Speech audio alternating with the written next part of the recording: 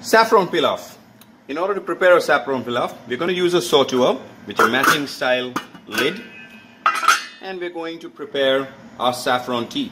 I've just taken a few strands of saffron, added some vegetable stock to it, just letting it simmer so it extracts all the flavor of the saffron.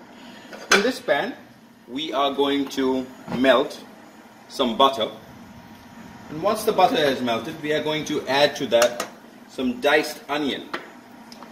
Once the diced onions has been cooked translucent, we are going to add our brunoise of carrot as well as our brunoise of red pepper.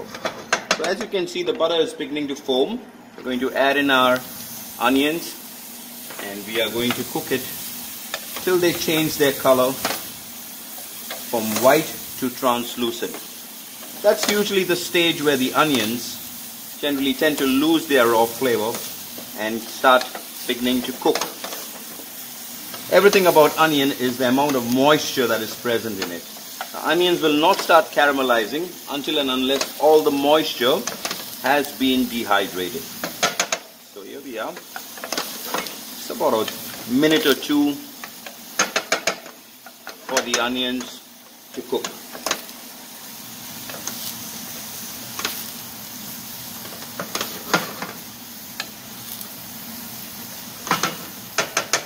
Our saffron tea is placed on a very slow fire so that the stock is nice and hot and it is continuously extracting flavor of the saffron threads. I'll give these onions 30 seconds to a minute before I add in my next ingredient. My onions have reached the stage of translucency. To that, I'm going to add a brunoise of carrot and a brunoise of red pepper.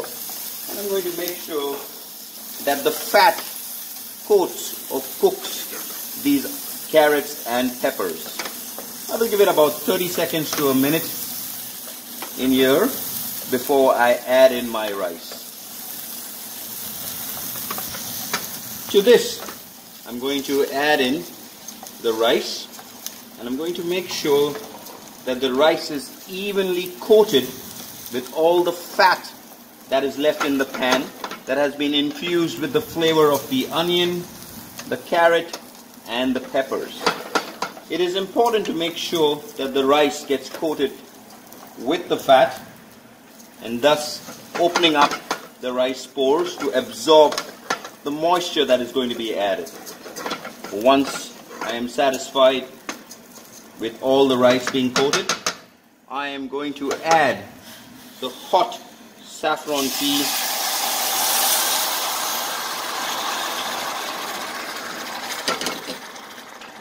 to my rice. Flavoring agents, I'm going to add a piece of bay leaf, and last but not the least, I'm going to season up that saffron tea with salt and a little bit of white pepper. Check for seasoning. Continue to boil it, and once you have it boiled, you trap it with a lid and place it in the oven for about 30 minutes so that all the water has been absorbed.